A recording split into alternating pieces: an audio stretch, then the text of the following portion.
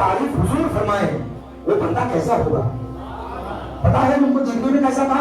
उनकी आंखें बड़ी बड़ी थी और उनकी दाढ़ी सीना भर को थी और उनकी दाढ़ी बिल्कुल फैली हुई थी और उनका सर बहुत बड़ा सा था, चेहरा और रंग जो है गंदुमी था और सर पे हमेशा वो ऊंट चलाने वाले लोग जो बांध के रखते हैं हमेशा बांधे रहते थे और जिसके ऊपर जो जुब्बा मुबारक रहता था। पता है कैसा था? लोगों ने जाकर जहां पे गंदे कपड़े, खराब कपड़े और गंदी चीजें जो फेंक देते हैं, कूड़ा करकट जहां फेंकते हैं, वहां से उठा के लाकर छोटा छोटा कपड़ा सिल कर वो अपना जुब्बा बनाते थे। वो जुब्बा पहन को रहते थे। वो ऐसे थे किसी का खाना पसंद नहीं करते थे, ऐसे थे वो किसी के साथ रहना पसंद नहीं करते थे, अकेला गोशा नसीब रहते थे, अकेला रहना पसंद करते थे, हमेशा अकेला रहते थे और वो अपनी माँ से बहुत मोहब्बत करते थे। प्यार से बोल दीजिए सुभान अल्लाह। अपनी माँ से बड़ी बड़ी आंखें थी। हुजूर ने फरमा दिया वो ऐसा है करम का रहने वाला, अगर वो कसम खा ले किसी बात पर, अगर वो किसी बात पर कसम खा ले तो मेरा रब उसकी कसम को पूरी करे। सहाबाए किराम कहते हैं या रसूल अल्लाह वो कौन है? हुजूर पाक अलैहिस्सलाम फरमाते हैं उसका नाम अवैस है। अवैस नाम का करम का रहने वाला जिसका नाम अवैस करनी है। अवैस बिन आमिर है उनका नाम। अब्बा का नाम क्या है? आमिर। अवैस बिन आमिर करनी रज़ी अल्लाह तआला अन्हु। हुजूर ने फरमाया वो खैरुत ताबईन है। हुजूर का जमाना पाए लेकिन सहाबी नहीं है।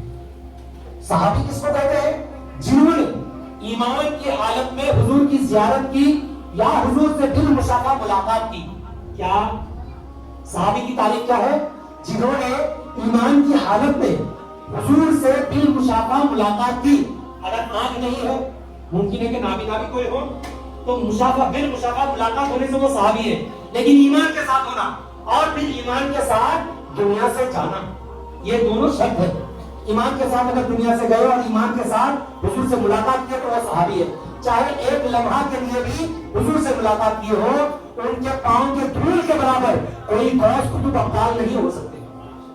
बात समझ में आई? क्यों?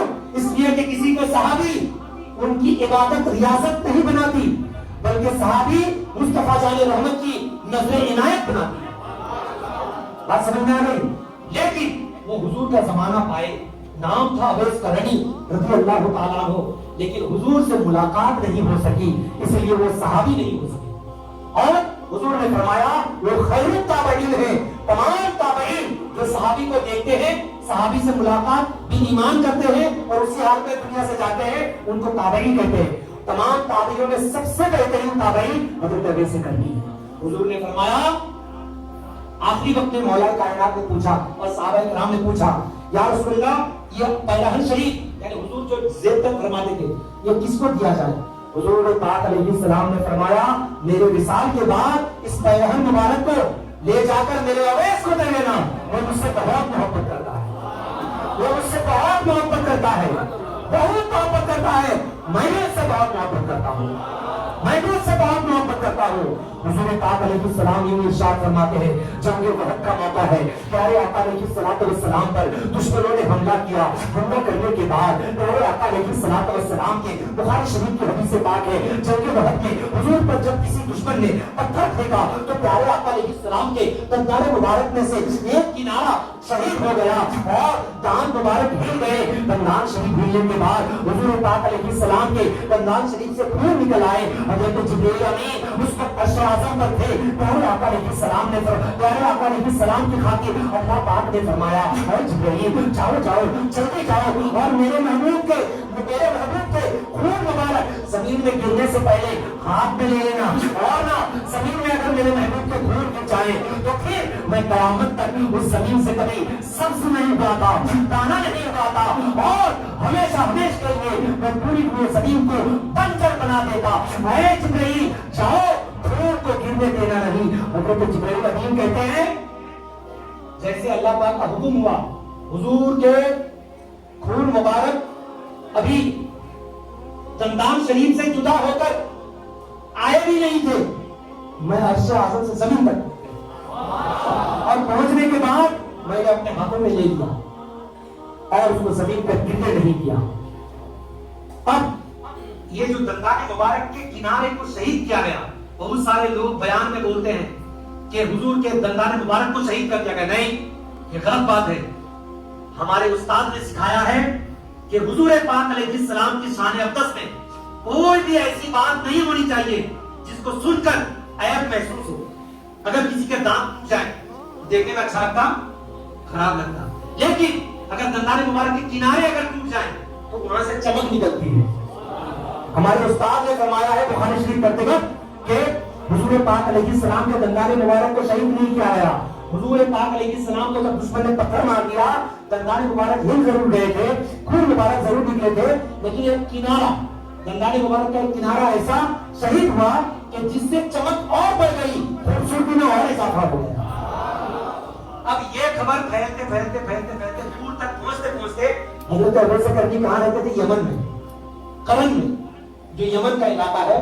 हजारों किलोमीटर का फासला, यहां तक पहुंचते पहुंचते शाबान का मौसम आ गया। कौन सा मौसम आया? शाबान। और जंग बहर का मौसम कौन सा था? जंग बहर का मौसम था शव्वालुल मुकर्रम। कौन सा मौसम था? यानी ईद के बाद का जो मौसम, रमजान की ईद के बाद इसमें हुआ।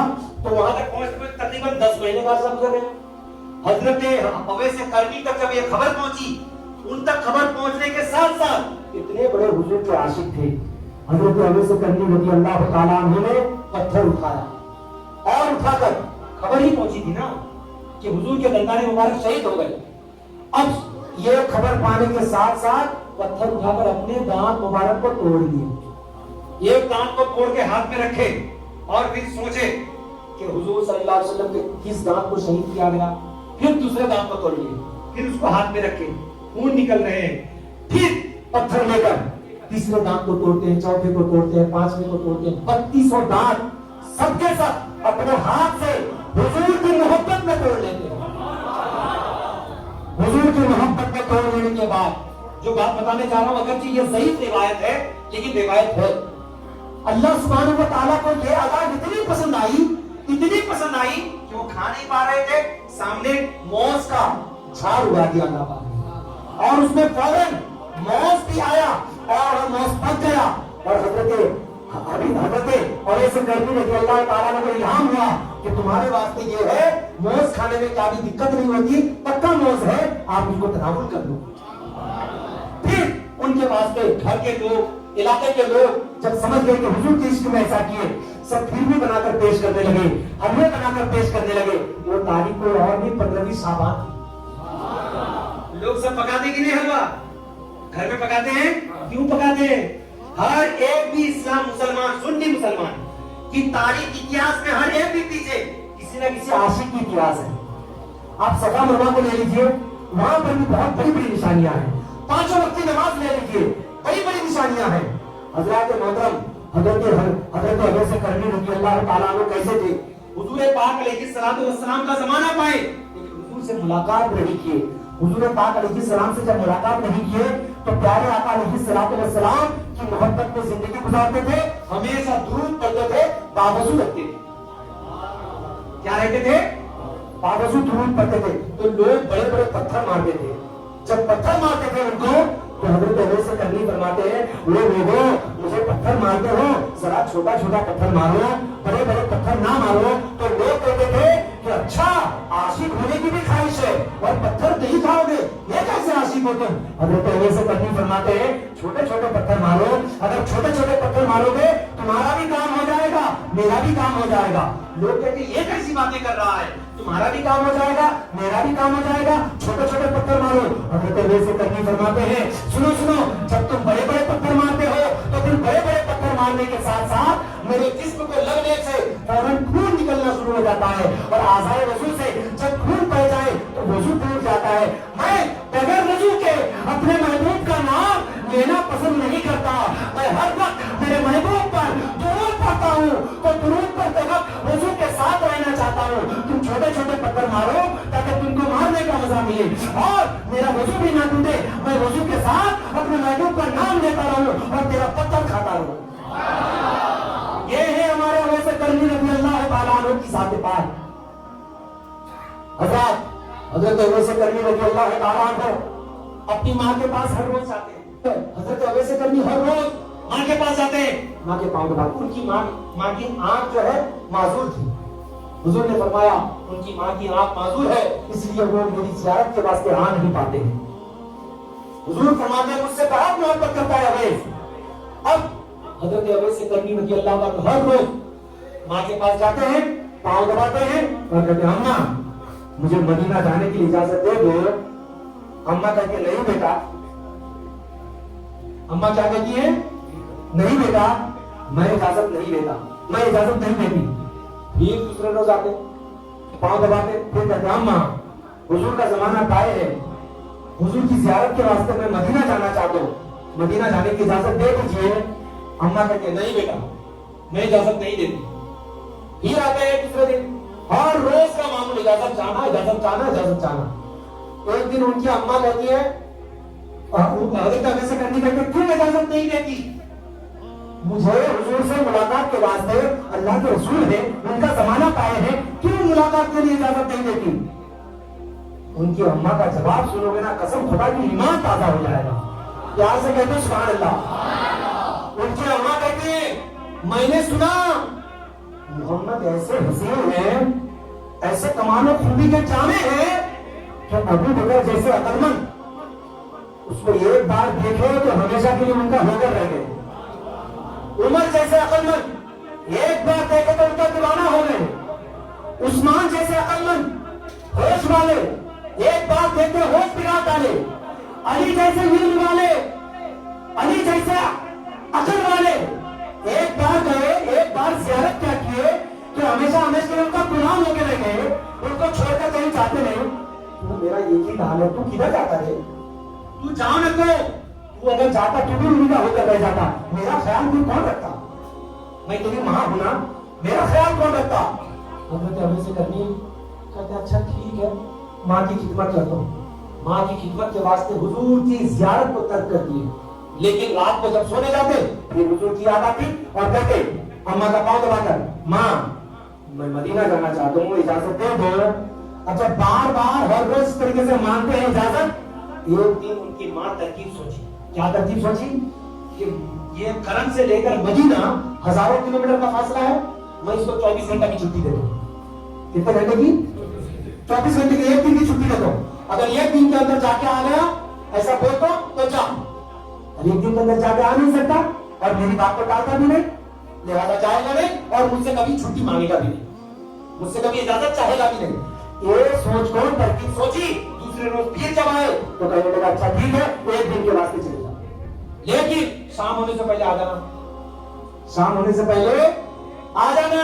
اور میرا خیال کون رکھے گا؟ حضرات محترم اتنا کہنا تھا.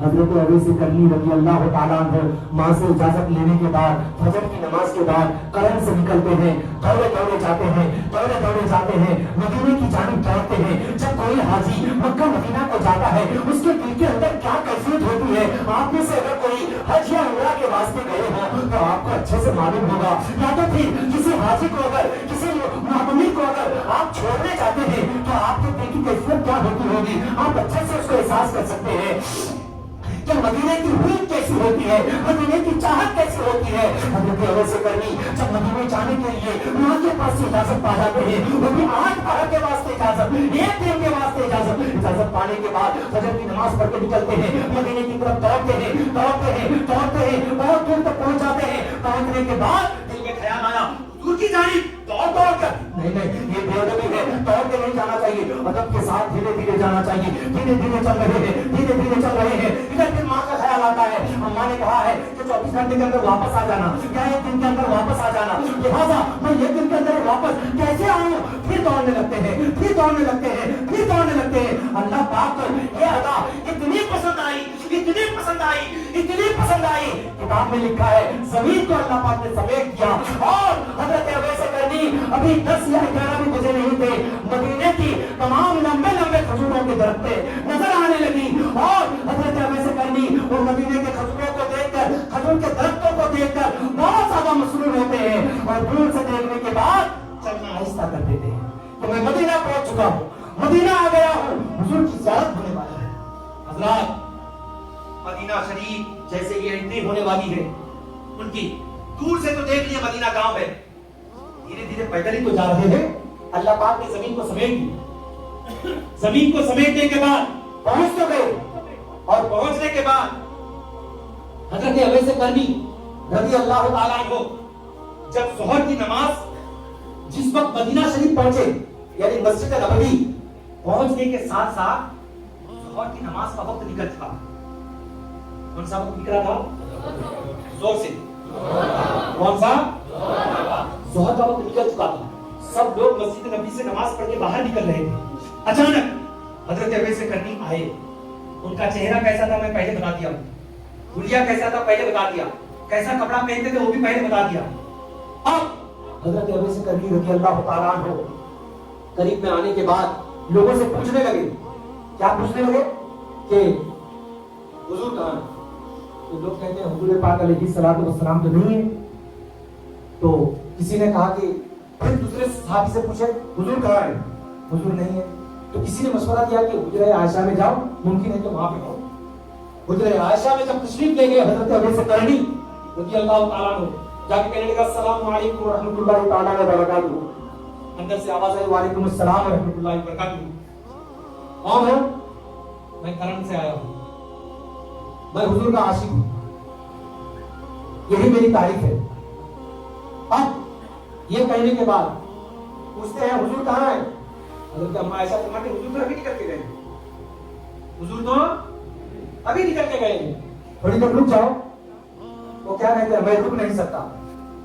میں سن رہے ہیں آپ لوگ, تازگی کے ساتھ سن رہے ہیں نا, سمجھ رہے ہیں نا کیا کہہ رہے ہیں؟ میں رک نہیں سکتا.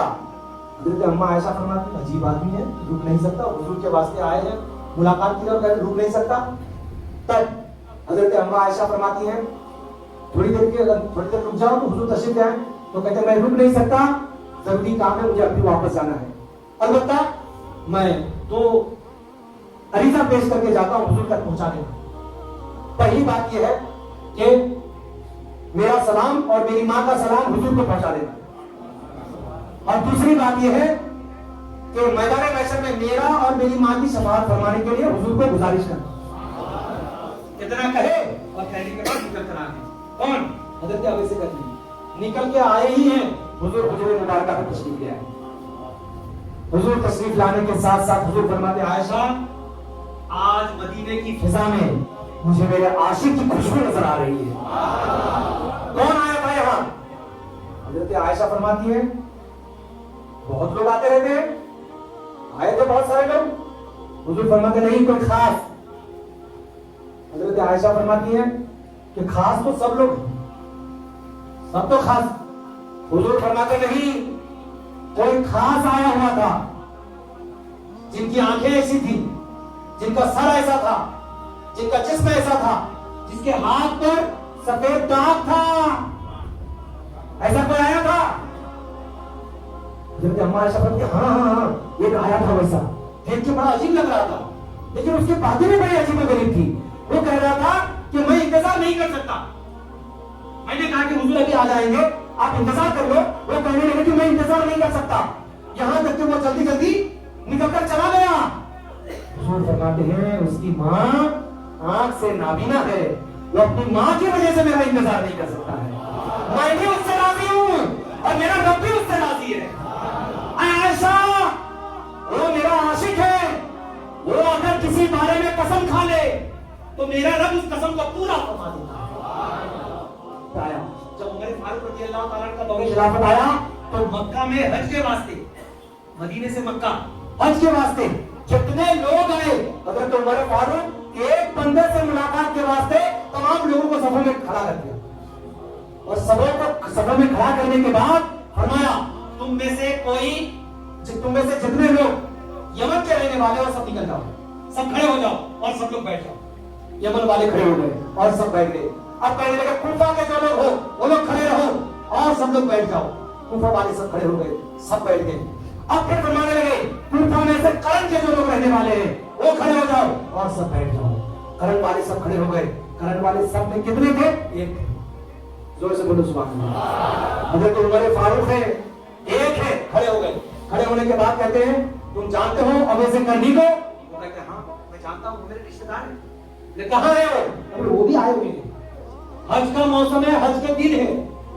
حضرت عمر فاروق سب کو کھڑے کر دیے، حج رکوا دیے اور پوچھ رہے ہیں وہ کہاں ہیں؟ تو کہتے ہیں وہ ادھر اونٹ چرا رہے ہیں عرفات کے میدان میں. کیا کر رہے ہیں؟ اونٹ چرا رہے ہیں عرفات کے میدان میں.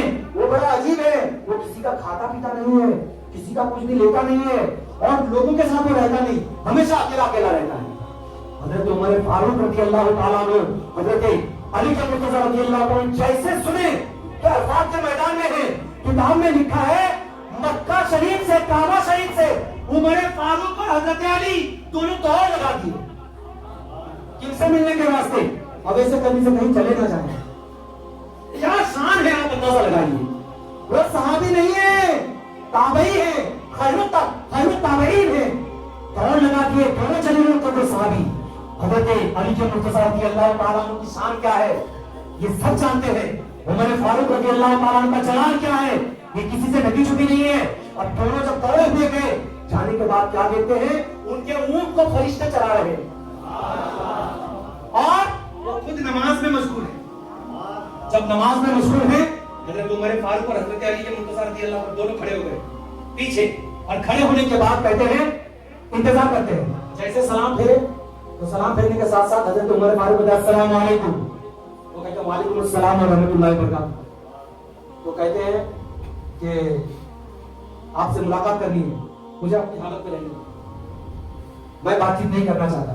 کیونکہ ہر وقت درود میں رہتے تھے، ہر وقت نماز میں حضور کی یاد میں رہتے تھے.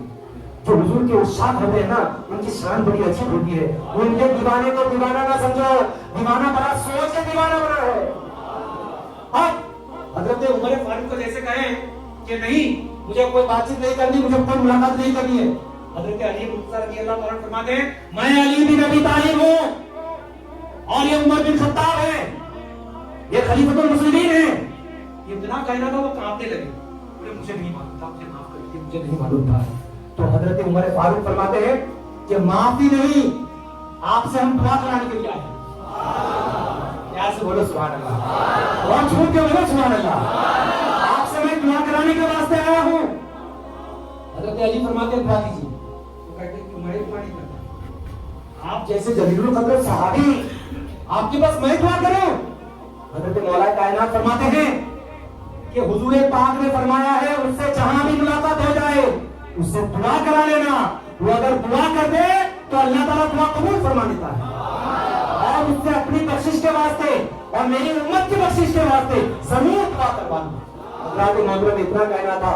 حضرت علی کے مرتضیٰ رضی اللہ تعالیٰ عنہ نے جب فرمایا، حکم کیا کہ دعا کرنا ہی ہے، آپ کو دعا کرنی ہی ہے، تو فوراً وہ ہاتھ اٹھاتے ہیں. ہاتھ اٹھانے والے حضرت اویس کرنی دعا فرما رہے ہیں اے اللہ میرے حضور کی تمام امت کو بخش دے. اور آمین کہنے والے حضرت خلیفۃ المسلمین عمر فاروق رضی اللہ تعالیٰ عنہ، حضرت امیر المومنین خلیفۃ المسلمین حضرت علی کے مرتضیٰ رضی اللہ تعالیٰ عنہ آمین فرما رہے ہیں. حضرات میں اپنی گفتگو کا زیادہ طول نہ دے کر میں یہ بتانا چاہتا ہوں کہ ان کو اتنا بڑا مرتبہ کیوں ملا، کیسے ملا. کن کو؟ حضرت اویس کرنی کو ماں کی خدمت کی وجہ سے ملا. زور سے بولو نا سبحان اللہ. بھائی سبوں کے ساتھ سمجھوتا کر لینا دنیا میں. ماں کے ساتھ، ماں باپ کے ساتھ دوسرے کسی کو کمپیئر مت کرنا کبھی بھی. رو گے اس وقت، رو گے جس وقت رونے سے کیا بھی فائدہ نہیں ہوتا. آپ سوچو اگر نئی کار خرید کے لے جائے، آپ کی والدہ دنیا چھوڑ کے چلی گئی، آپ کے دل میں کیا ہوتا ہوگا بولو نا. کاش میری ماں ہوتی تو کتنا خوش ہوتی.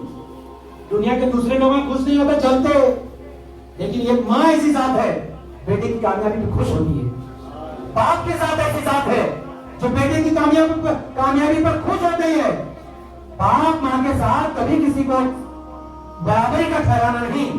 اور باپ ماں جب تک دنیا میں ان کی قدر کر لیجئے، ان کی عزت کر لیجئے، خاص کر دوا پانی کے لیے، کھانے پینے کے لیے، اوڑھنے کے لیے اور رہنے سہنے کے لیے تکلیف نہیں ہونی چاہیے. بھائی ماں باپ کے لیے اگر آپ یہ کام کرتے ہیں دنیا میں عزت ملے گی ہی ملے گی. اگر ایمان ہے آپ یقین جانیے آپ کے پاس کچھ بھی عمل نہیں ہے، پھر اللہ سبحانہ و تعالیٰ آپ کو بغیر حساب کتاب جنت عطا فرما دے گا.